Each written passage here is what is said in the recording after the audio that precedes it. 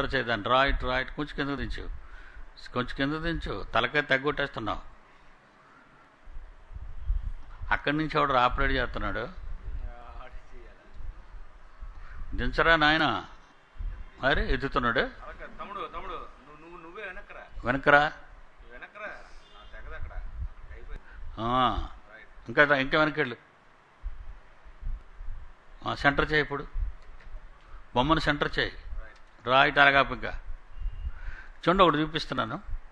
ఇప్పుడు దీన్ని జూమ్ చేయగలవా? తర్వాత తీసేది కానీ.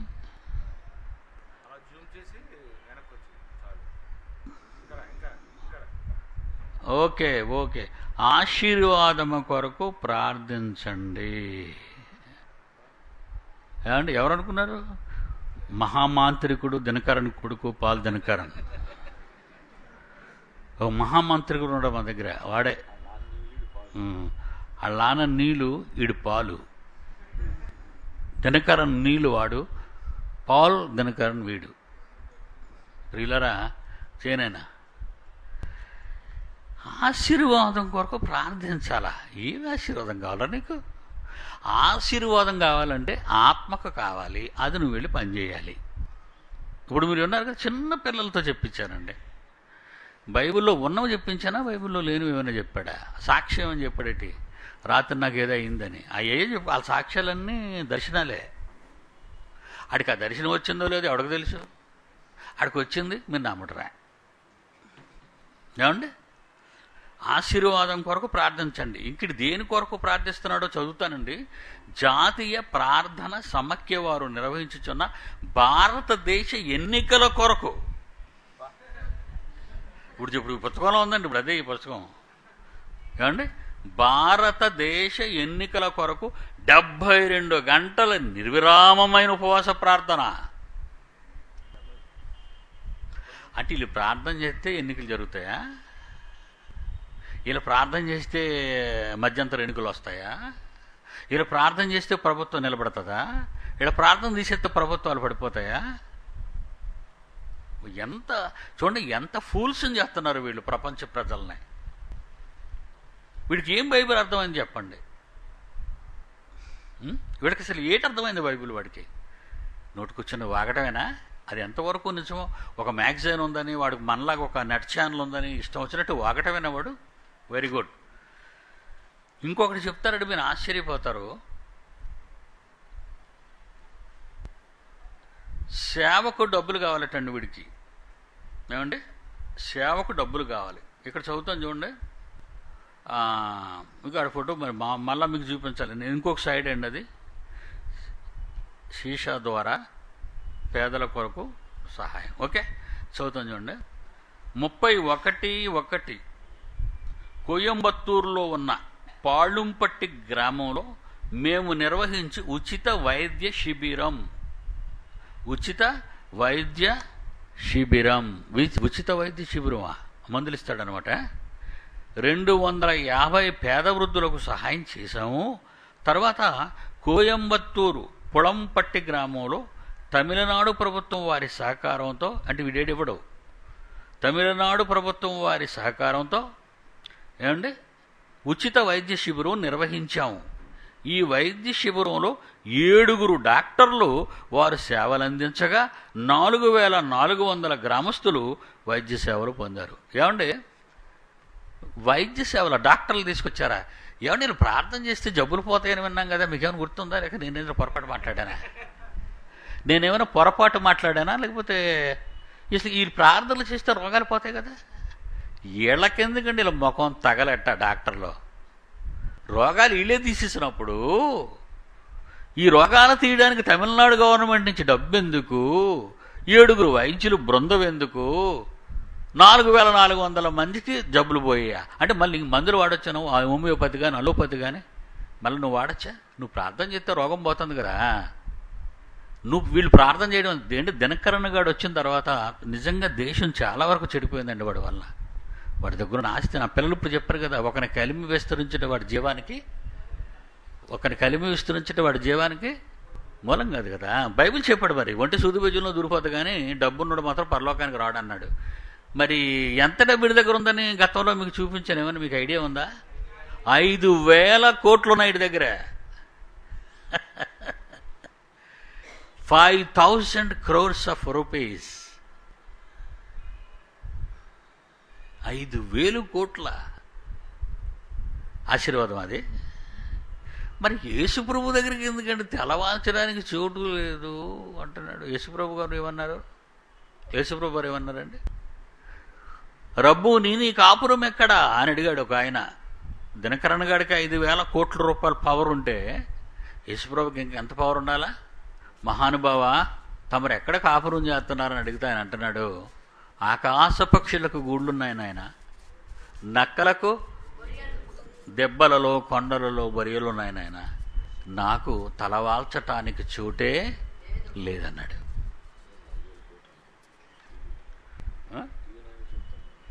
టీవీ 9లో ఏం చెప్పారో చూద్దామా? టీవీ 9లో ఏంటంటే స్క్రీన్ మీద పడుతుందా? ఇదిగోండి, టీవీ 9 వాళ్ళు ఏం చెప్పారో మరి వినాలి కదా మీరు. నా మాట మీరు నమ్మరు, దొంగోడు మాట మాత్రం నవ్వుతారు. ఇద్దరు మాటకారులే, నేపథ్యాలు వేరు, చదువులు వేరు, కానీ భక్తుల నమ్మకం పొందడంలో ఇద్దరూ ఉద్దండులే. వారి మాటలు భక్తులకు వేద వాక్కులు, అంతటి మ్యాజిక్ ని సృష్టించగలరు. అసలు నిర్మల్ బాబా, పాల్ దినకరన్ల బ్యాక్గ్రౌండ్ తెలుసుకోవాలని ఆసక్తిగా ఉందా?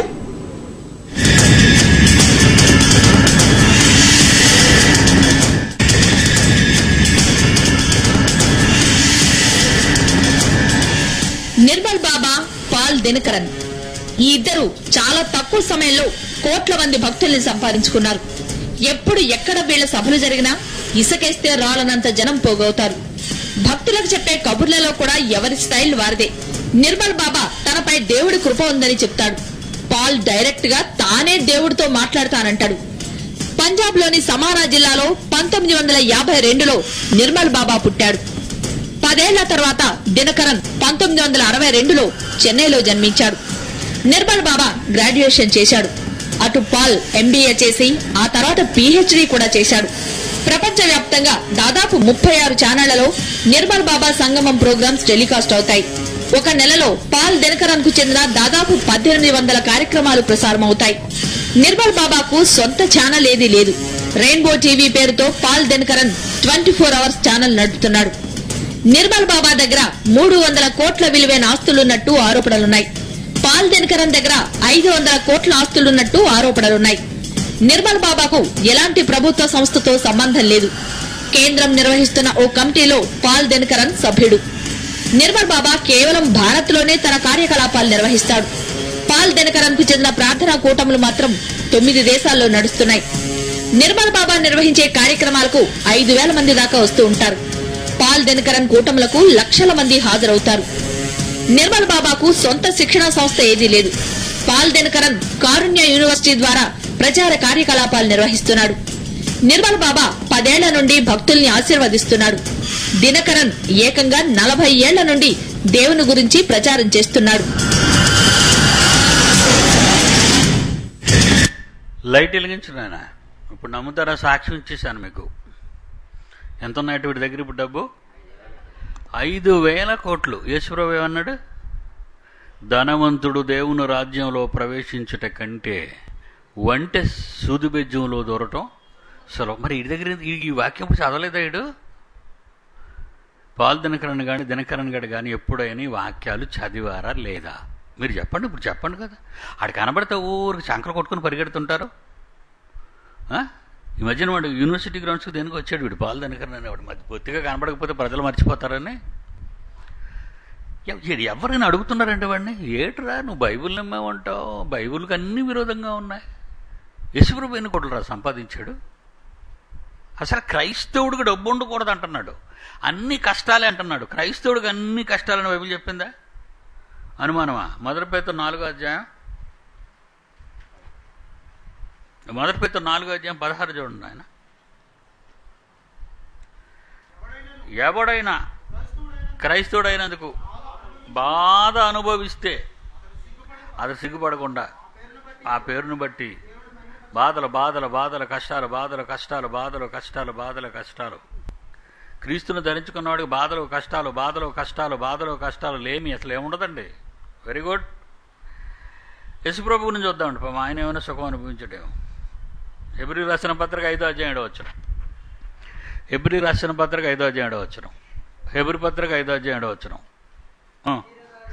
శరీరధారి యేసుప్రభు వారు భూలోకానికి మనలాగా శరీరాన్ని ధరించుకొని వచ్చినప్పుడు మహారోదన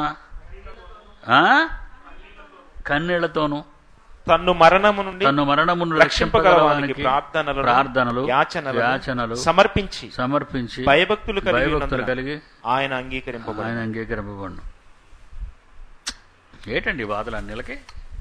కొరింథీయులకు రాసిన 2వ పత్రిక 11వ అధ్యాయం మహానుభావుడు పౌలు గురించి ఆలోచిద్దాం. 24, 23 చూడండి. కొరింథీయులకు రాసిన 2వ పత్రిక 14వ అధ్యాయం 11వ అధ్యాయం 24 నుంచి గబగబ చదువుకుంటూ. యూదుల చేత 5 మార్లు ఒకటి తక్కువ 40 దెబ్బలు వేస్తారు నాకు. 3 బెత్తములతో కొట్టబడితే 3 సార్లు బెత్తాలతో కొట్టేశారు నన్ను. ఒకసారి రాళ్లతో కొట్టబడితే ఒకసారి రాళ్లతో కొట్టేశారు. 3 ఓడ పగిలి శ్రమ పడి 3 సార్లు ఓడ పగిలిపోయింది. బోకోటలు ఎక్కితే ఏమవుతాయి? తర్వాత ఒక రాత్రి పగలు సముద్రంలో గడిపేశాను. అనేక పర్యాలు ప్రయాణాల్లో నదుల్లోను ఆపదల్లో దొంగల వలన ఆపదల్లోను నా సజనుల వలన ఆపదల్లోను అన్ని జనుల వలన ఆపదలోను పట్టణములో ఆపదలోను అరణ్యములో ఆపదలోను సముద్రములో ఆపదలోను కపట సహోదరులను ఆపదలోను ఉంటిని ప్రయాసతోను కష్టములతోను తరచుగా జాగరణలతోను కష్టములతోను తరచుగా జాగరణాలతోను ఆకలి దప్పులతోను తరచుగా ఉపవాసాలతో చలితోను దిగంబరత్వంతో బట్టలు లేక దిగంబరత్వంతోను ఇంకనూ చెప్పవలసిన చాలా ఉన్నాయి. మళ్ళీ అది ఒక బైబిల్ అయిపోద్ది. ఇంతటితో ఆపేస్తున్నాను. ఇది ఎవరి స్టేట్మెంట్ అండి? పౌలు గారిది. మరి వీడికి ఎక్కడండి బాబు 5,000 కోట్లు? బరే బాప్రే బాప్, వీడి ఆశీర్వాదాలు ఇస్తాడా మీకు? ఏమండి వీడిని అసలు ఎవరైనా ఏమండి టీవీ 9 చితకొట్టాడా? వీడిని చితకొట్టాడు ఎప్పుడు? పాల్ దినకరన్ నాడు చితకొట్టాడా టీవీ 9? కే పాల్గొండ చితకొట్టాడా టీవీ వాళ్ళు, టీవీ మీడియా వాళ్ళు? అనిల్ గారిని ఎవరో రాజశేఖర డాలు వాడిని చితకొట్టారా టీవీ వాళ్ళు? పీడి సుందరరావు దగ్గరికి ఒకసారి గజ్జలాడతారు. వినాలి కదా నా గురించి అనమని మీడియా వాడిని ఎవడైనా ఎనీ మీడియా పీడి సుందరరావు మీద ఒక్క మాట డబ్బు నా దగ్గర ఉందని. మీకెవడ కావాలి? ఆ డబ్బున్నోడే కావాలి మీకు. ఎందుకంటే మీకు డబ్బు పిచ్చి ఎక్కువ. డాక్టర్ దగ్గరికి వెళ్తే 200 రూపాయలు ఫీజు ఇవ్వాలి. ఇడైతే ప్రాంతంతో పోగొట్టేస్తారు. ఏడు పోగొడతారు, మొదలు పెట్టేసి చచ్చిపోతావు నువ్వు. మీకు అర్థమైందా? ఇప్పుడు రోగాలు పోతానంటే మీరు ఏమి నమ్ముతున్నారు? అవన్నీ జాదుగాడు వాడు. జనాల మధ్యకి వచ్చేసరికి స్టేజ్ మీద పిలిచేసరికి నీకు ఉన్నది లేనట్టుంటుంది. హిప్నటిజం అది. హిప్నటైజ్ చేస్తాడు వాడు. నీకు కడుపులో ఏముండేది పలానా ఉండేది, ఇప్పుడు ఏముందో ఏమీ లేదంటాడు. ఉత్తిరే మళ్ళీ స్టేజ్ దగ్గర కడుపు నొప్పి వచ్చేది చెప్పుకోవడం సిగ్గుపడి ఇంట్లో గడిపి పడుకుంటాడు. నాలాడుగా చెప్పుకుంటాడు. నాతో చెప్తారండి ఇలాంటి పనికి మాలిన వాళ్ళందరూ. ఏమండి దినకరన్నయ్య గారు ప్రార్థన చేశారండి, అప్పుడు పోయినట్టు అయిందండి, ఇప్పుడు మళ్ళీ మామూలు అయిపోయిందండి అంటాడు. నీకు ఇలాగే మామూలు కంటిన్యూ అయిపోతే బయటికి పో అంటాను. ఏమండి ఇంత బైబిల్ సాక్ష్యాలు ఇన్ని ఎవరండి సుఖపడ్డారు? ఉన్నదంతా దేవుడి కొరకు ఖర్చు పెట్టిన వాళ్ళు ఉన్నారు. కానీ బర్నబా కానివ్వండి ఎవరైనా ఉన్నదంతా దేవుని కొరకు ఖర్చు పెట్టారు. వీడేంటండి బాబు ఇన్ని కోట్లు పోగేసుకున్నాడు? 5,000 కోట్లే. వీడికి ప్రభుత్వం సహాయం అందించడం మళ్ళీ పేదోడని. అది మరి కట్టింది బైబిల్ కాలేజీ కాదండి, కారుణ్య యూనివర్సిటీ. ఏం చెప్తారు చెప్పండి అందులో? ఇంజనీరింగు. ఏమంటే ఏం నేర్పిస్తున్నారు అందులో? ఇంజనీరింగా? ఇదేంటండి? ఇంజనీరింగ్ కాలేజీ కట్టమని దేవుడు ఎక్కడ చెప్పాడు? ఇంజనీరింగ్ కాలేజీ కట్టమని. ఇంజనీరింగ్ లోక జ్ఞానమును దేవుడు వెర్రితనంగా చేశాడు రా వెర్రిపప్ప. ఇంతకంటే సిగ్గుకరమైన మాటలు ఏమంటాయి చెప్పండి? ఇంత కఠినంగా మాట్లాడతానంటే ఏ వెదవకైనా రోషం వస్తుంది అనుకుంటానండి. రోషమా మీసమా? సచ్చుదద్దముల మాట వింటారు. మన నెట్ట ప్రపంచం అంతా నేను మాట్లాడేది ఇంచుమించు 100 కంట్రీస్ అండి. ఇప్పుడు చూస్తున్నారు ప్రజలు. మరి ఇన్ని మాట్లాడుతున్నాను. మన పిల్లలు ఎవరైనా అడిగి మెసేజ్ పంపరా, ఎవరే చూడరు ఒకసారి అని. ఆడు చూస్తాడు కానీ ఆడి జోలికి వెళ్ళకూడదు బాబు, మన శుభ్రంగా తిట్టుకొట్టేస్తాడు మనల్ని. నా బ్యాంక్ అకౌంట్లన్నీ ఎతికేయండి మీడియా వాళ్ళు. వీడికి ఎక్కడో ఉంటుంది రహస్యంగానా నా బ్యాంక్ అకౌంట్లన్నీ. ఎందుకంటే మీకు ఇందులో ఉంటాయి కదండి, నెట్లో ఉంటాయి మా బ్యాంక్ అకౌంట్లన్నీ. బ్లాక్ మనీ ఉందేమో చెప్పండి, ఎవరైనా తీసిరండి, మంచాలు ఎత్తి చూపిస్తాం. వంటగదిలో కంచాలు, గదిలో మంచమే ఉంటుంది. ఏముంటాయి మా దగ్గర? అంతకంటే పెద్దవే ఉండవు కదా. కట్టలేమైనా దోపేస్తామా? బంగారం ఏదైనా దాచేస్తామా? వజ్రాలు డైమండ్ అని భూమిలో కన్నం వేసి పాతేస్తామా? ఈ పాటికి ప్రభుత్వం ఊరుకున్నది కదా, ప్రధానమంత్రి నుంచి అవన్నీ విడిచిపెట్టడం మీకు తెలుసు కదా. పీడీ సుందరరావు ప్రెసిడెంట్ నుంచి, మొదటి పౌరుడే ప్రెసిడెంట్, ఏం చేస్తాం? అటు మతిలేనోడు అయితే చెప్పాలి బయటికి, మరి మతిలేనోడు అయితే చెప్పాలి కదా. చెప్తున్నాను, మరి ప్రభుత్వాన్ని పాటికి నా మీద కత్తి కట్టి ఆ కేఏపాల్ గారిని వేటాడేసినట్టు రాజశేఖర రెడ్డి ఆడికి గొడవ వచ్చింది. రాజశేఖర రెడ్డి వేటాడేసి పెట్టుకోరండి కేఏపాల్ని. ఎక్కడెక్కడ ఎవరైనా మొత్తం కరెన్సీ ఫారెన్ అమౌంట్స్ అని బ్లాక్ చేసి పడేసాయి. ఆఖరికి నా పిల్లాడు ఒకటి చెప్పాడు. ఏం చెప్పాడు ఆయన, ఈ ధనం వలన ఏమంటాడో ప్రాణాలు కూడా తీసుకుంటారట. తిమోతికి రాసిన మొదటి పత్రిక 6వ అధ్యాయంలో వాళ్ళు ఏమైపోతారో ఉందండి. అక్కడ చూడండి ఆర్టికల్ వచనం కరెక్ట్గానా చెప్పరా, వచనం చెప్పరా నాయన. 6వ అధ్యాయం 10వ వచనం, 5వ అధ్యాయం 6వ అధ్యాయం 9-10 వచనాలు, 9-10 వచనాలు. తిమోతికి రాసిన మొదటి పత్రిక. ధనవంతులకు అపేక్షించువారు శోధనలోను ఉరిలోను అవివేకయుక్తములు హానికరములైన అనేక దురాశలలోనూ పడిపోతారు. డేవిడ్ రాజు గారికి డబ్బు ఎక్కువైపోయింది, అన్నదమ్ముల మధ్య గొడవ వచ్చింది. కేఏపాల్గా డేవిడ్ రాజు గారి గొడవ వచ్చేసింది. డేవిడ్ రాజు కొడుకే ఈస్ మ్యాటర్ ఆఫ్ 15 lakhs ₹6 గురించి కన్న తండ్రిని చంపేశాడు. You know that? తప్ప అబద్ధం అనుకున్నారని చెప్పింది. డేవిడ్ రాజు గారి కొడుకు, వాడి తండ్రి అంటే కేఏపాల్ గారి అన్న. డేవిడ్ రాజు అంటే కేఏపాల్ గారి అన్న.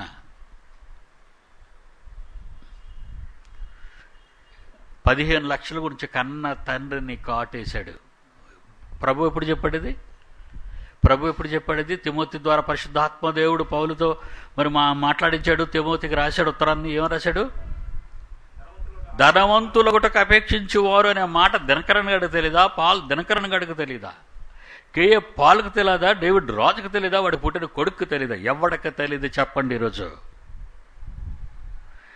ఎవడికి తెలియదు? బైబిల్లో ఉన్న మాటలు ఎవడికి తెలియదు? చదవలేదు ఎప్పుడైనా? చదివారు దరిద్రులు. కానీ డబ్బు అంటే పిచ్చి, దేవుడు అంటే అబ్బబ్బబ్బ ఎందుకంటే ఆ పడవ ప్రమాదాలు ఎందుకు, బెత్తాలతో కొట్టించుకోవడం ఎందుకు, జాగరణాలు ఎందుకు, చలితో దిగంబరత్వంతో ఎందుకు, ప్రయాణాలు నడిచెళ్ళడం ఎందుకు, నావలు ఇరిగిపోవడం ఎందుకు, సముద్రంలో పడిపోవడం ఎందుకు, పెద్ద షార్కులు వచ్చి నన్ను ఎందుకు తినేయాలి?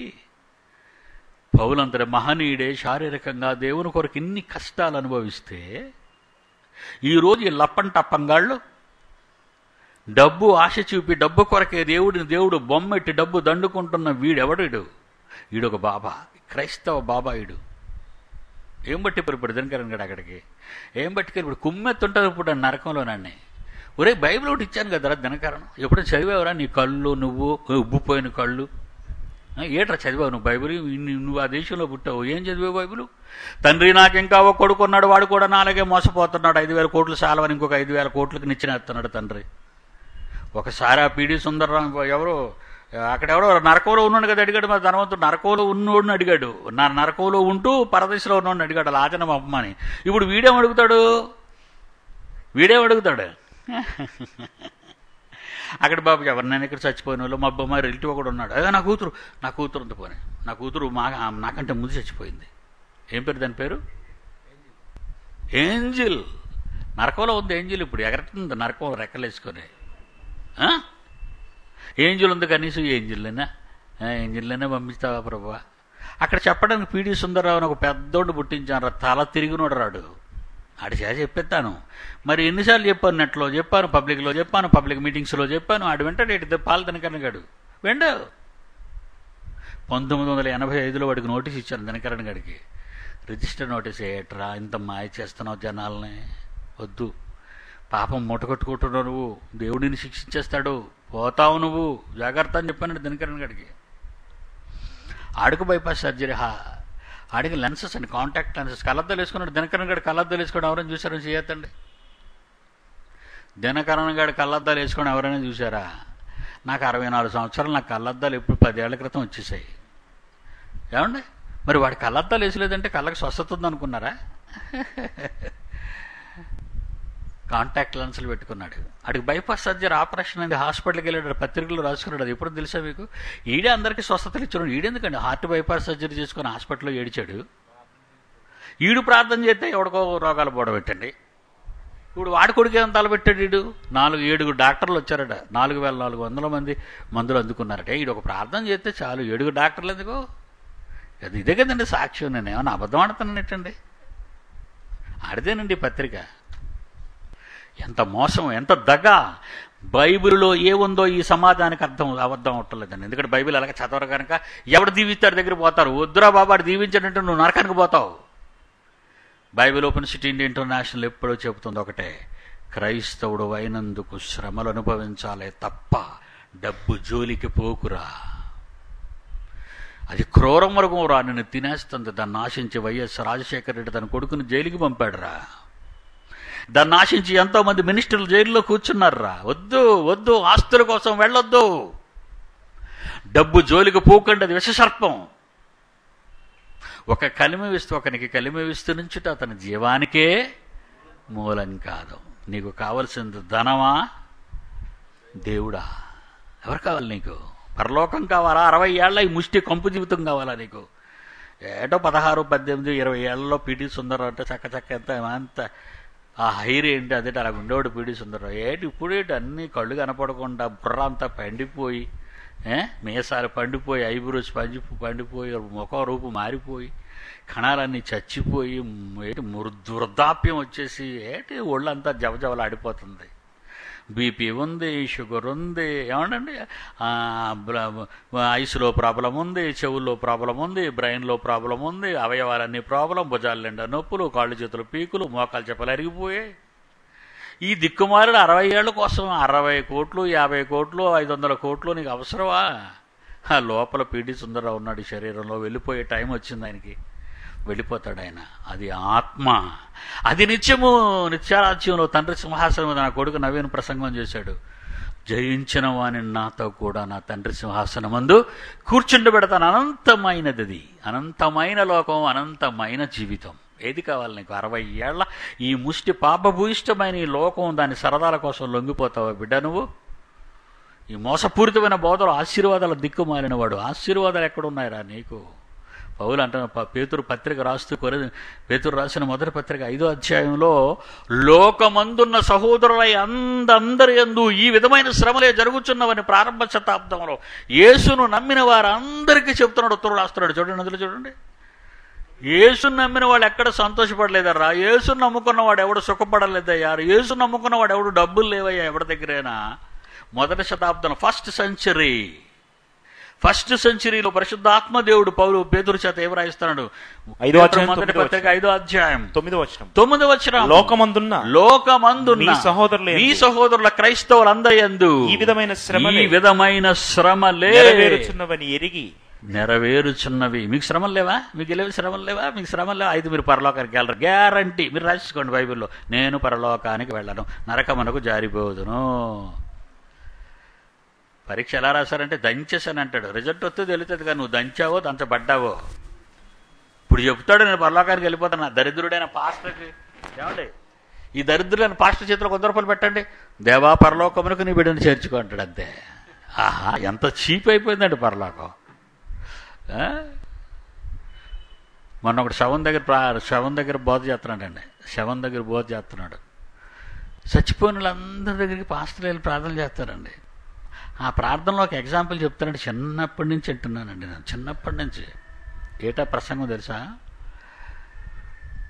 బిడ్డలారా, ఒక యజమాని తోట వేసాడు. ఆ తోటలో ఎన్నో పుష్పాలు, అందమైన పుష్పాలు. కానీ అందులో ఏదో ఒక అందమైన పుష్పం యజమానిని ఆకర్షిస్తుంది. ఆ యజమాని అంటాడు, ఆ పువ్వు నాకు తెంపేసి ఇచ్చేవంటాడు. ఎందుకంటే అది అందమైన పుష్పం కనుక అన్నిటికంటే తన తోటలో. అలాగే ఈ దాసుడు చచ్చిపోయాడు. తాగుబోతూ, తిరుగుబోతూ, దొంగ, దౌర్భాగ్యుడు వీడు. ఏ రోజు గుడికి పోయిన రోజులు లేవు, ఏ రోజు వాక్యం విన్న రోజులు లేవు, ఏ రోజు దేవుని కొరకు 10 పైసలు ఇచ్చిన రోజులు లేవు, ఏ రోజు తన శరీరాన్ని దేవుని కొరకు అలయబెట్టే పరిస్థితి లేదు వాడికి. మంచి పుష్పాన్ని కోసుకున్నాడా? వీడి చెత్తారట ప్రసంగం చేస్తావా? ఎందుకంటే రేపు పొద్దున చికెన్ దినం రోజున మాంసంతో భోజనం పెట్టరానా? లేకపోతే డెడ్డకి ఎంత, బాడీకి ఎంత ఫీజు, పెద్ద పిల్ల అయితే ఎంత ఫీజు, ఏమండి ఇల్లుకి ఓపెనింగ్కి అయితే ఎంత ఫీజు, పెళ్ళికి అయితే ఎంత ఫీజు. పాస్టర్ల దగ్గర హోటల్లో ఉన్నట్టు టైం ఇది ఉంటుందండి. ఏంటిది ఉంటుందండి? లిస్ట్ మెను ఏంటి? ప్రతి సచ్చినోడి దగ్గర దేవుడు కోరుకున్న పుష్పం అది. ఏమండి? ప్రతి పాపాత్ముడు చచ్చిపోతాడు. దేవుడు పని చేయడు, దేవుడికి తెలియదు. మళ్ళీ మనోళ్ళు ఏం చేస్తారండి, మన పేపర్లో ఇస్తారు. మరీ వీళ్ళ దగ్గర చెప్తే బాగోదని పేపర్లో వేస్తాడు. ఏమైనా వేస్తాడు తెలుసండి, ప్రభువునందు నిద్రించను. ఈడు రోగం వచ్చి చచ్చిపోతే ప్రభువునందు చచ్చిపోడు కదరా. ఊపిరాడక హార్ట్ ఫెయిల్యూర్, కిడ్నీస్ ఫెయిల్యూర్ అయిపోయి చచ్చిపోతే ప్రభువునందు నిద్రించనే. ప్రభు పనిలో చచ్చిపోయాడా? ఎవరా సేవలో చచ్చిపోయాడా? సభలో చచ్చిపోయాడా? సభలో అంటే వినేవాళ్ళు చచ్చిపోకూడదు, ప్రసంగం చేసేవాడుగా చచ్చిపోవాలా. ప్రభువునందు నిద్రించారు. హిందువులైతే స్వర్గస్థు అయిరి. ఏడు స్వర్గమే, ఏడు బిన్ లాడెన్ గాడికి స్వర్గమే, సద్దాం గాడికి స్వర్గమే, ఏమండి అనిల్ అంబానీ గాడికి స్వర్గమే. ఆ మాలవీయ గడు దరిద్రుడు, ఆడికి కింగ్ఫిషర్ అధినేత ఆడు దరిద్రుడు, ఆడు శివపోగులు, ఆడు ఓటం, ఆడపిల్లల్ని అర్ధనగ్నంతో చూపించే పత్రికాడికి దరిద్రుడు. కింగ్ఫిషర్ బీరు అమ్ముకునే మందు వెదవాడు, మందులు అమ్ముకునేవాడు వాడు, త్రాగుడు సీసాలు అమ్ముకునే వీడు స్వర్గమే. ఎవడకండి స్వర్గం?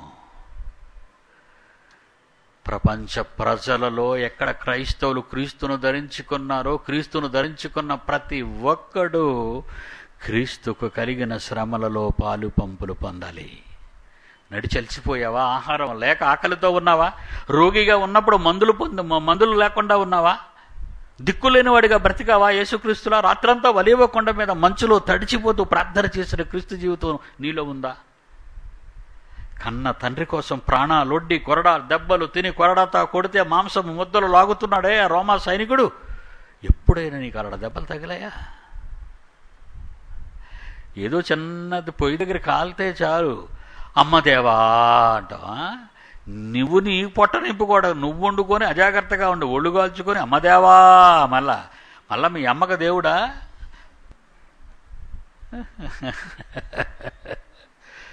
ఎంత కనీస జ్ఞానం లేదండి. కనీసం తెలుగులో కానీ ఇంగ్లీష్లో కానీ ఆడు మాట్లాడే మాటలో కానీ అసలు ఆ భాషకేమైనా ఆ మాటకేమైనా అర్థం ఉందండి? బైబిల్ పట్టుకుని బడికి వచ్చేటి కానీ పుస్తకం పట్టుకొని బడికి వెళ్తాడు. రా నాన్న మేము ఈరోజు ఏం పాఠం చెప్పారండి, బాబా బ్లాక్ షేప్ హ్యావ్ యూ ఏ నీవో అని నేను చెప్తుంటే twinkle twinkle little star have I wonder అంటే బడికి వెళ్ళేవాడు చెప్తుంటాడు ఇవన్నీ. నువ్వు ఎప్పుడైనా గుడికి వెళ్ళి పాఠాలు నేర్చుకొని ఇంటికి వచ్చి చెప్పావా? ఇప్పుడు మీరు బయటికి వెళ్ళిపోతారు అనుకోండి, విడిచిపెట్టేద్దాం కదా. 12 కల్లా మీ బెల్ల కొట్టేస్తారు ఇంటికి వెళ్ళిపోవడానికి. బయటికి వెళ్ళి అమ్మ ఏటి విన్నావా వాళ్ళు ఏం చెప్పారు అయ్యగారంటే, అబ్బా అది నోటితో చెప్పలేమమ్మా అంటే ఏం చెప్పాడో నీకు తెలియదు అనమాట. ఆడినోరు నీ నోరు ఒకటి కాదన్నమాట. ఆడిదొక నాలిక నీదొక నాలిక అన్నమాట. ఏం చెప్పాడో చెప్పలేడట. ఆహా, దేవుడు ఎంత చురకనైపోయాడండి ఈ సమాజానికి. మహాజ్ఞాన గ్రంథమైన బైబిల్ ఎంత చీప్ అయిపోయిందండి. పాత పుస్తకాలు అమ్ముకున్నాడు దుకాణంలో బైబిల్ కూడా దొరకదండి, తెలుసా మీకు? పాత పుస్తకాలు అమ్ముకున్నాడు చూసారా, అందులో పాత సిలబస్లు అమ్ముతాడు, సెంట్రల్ సిలబస్ అమ్ముతాడు, స్టేట్ సిలబస్ అమ్ముతాడు. పాత పుస్తకాలు చూడండి, ఆ పాత పుస్తకాలలో బైబిల్ దొరకదు. ఎందుకంటే పాత పుస్తకం అయిపోయినాడు కొనుక్కోడు, ఓరకనిస్తే మాత్రం తీసుకుంటాడు. కనీసం కిల్లీలని కట్టుకుంటూ పనిచేస్తుంది చిన్న బైబిల్ అయితేనే. బైబిల్కు విలువ లేదర్రా, దేవుని మాటలకు విలువ లేదర్రా. మనిషి దేవుణ్ణి మర్చిపోయాడర్రా. మనిషి కళ్ళు నెత్తుకొచ్చే కరెన్సీ మీద పడ్డాడర్రా. 60 ఏళ్ల జీవితంలో చచ్చిపోతూ సంపాదించిన కోట్లు ఎవడు దినకరన్ గడ ఏమని తీసుకెళ్ళాడా? వద్దు. ఈ పాపిష్టి లోకాన్ని సంబంధమైన ఆశీర్వాదాల గురించి ఆలోచిస్తున్నాడే తప్ప పరసంబంధమైన ఆలోచన, పరసంబంధమైన దీవెనలు ఎలా ఉంటాయో, ఎక్కడ ఉంటాయో, ఎప్పుడు వస్తాయో, అసలు దీని తాలూకు టాపిక్స్ ఏమైనా ఎవరికైనా తెలుసా అండి? It's bad. వద్దండి, మీరు అలా కాకూడదు. నేర్చుకోండి, బాగా నేర్చుకోండి, బైబిల్ రీసెర్చ్ చేయండి, పరిశోధించండి. ఆ పరిశోధనలో ఎన్నో మహాజ్ఞాన సంగతులు అర్థమవుతాయి. మీ జీవితానికి సంబంధించి కానివ్వండి, ఈ లోకానికి సంబంధించినవి కానివ్వండి, పరలోకానికి సంబంధించినవి కానివ్వండి, పరజీవితానికి సంబంధించినవి కానివ్వండి. ఆశపడండి, చదవండి, ఆలోచించండి, అభ్యసించండి. God bless you. ఫ్లోర్లో ఉన్న ఎవరు రెస్పాన్సిబిలిటీ ఎవరున్నారో ఫ్లోర్ ఇన్ఛార్జి 6 మాత్రమే, ముగ్గురు ఆడపిల్లలకు ఖాళీ ఉంది, 3 మగపిల్లలకు ఖాళీ ఉంది. మించి ఎవరిని పంపకండి. ఇంకా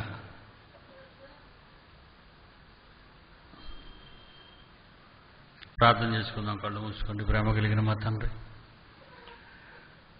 భూమి మీద నీ ఇష్టాన్ని నెరవేర్చడానికి సిద్ధపడుతున్నాం. మీ ఇష్టం, మీ మనసు తెలియని అందరూ ప్రపంచంలో కోట్ల మందిగా బ్రతుకుతున్నారు. బ్రతుకు పరమార్థాన్ని ఎరుగని అమాయకులుగా ఉన్నారు. ప్రపంచవ్యాప్తంగా నటన వీక్షిస్తున్న పిల్లలను జ్ఞాపకం చేసుకోండి. ప్రత్యక్షంగా వింటున్న నీ పిల్లల్ని ఇక్కడ కూర్చున్న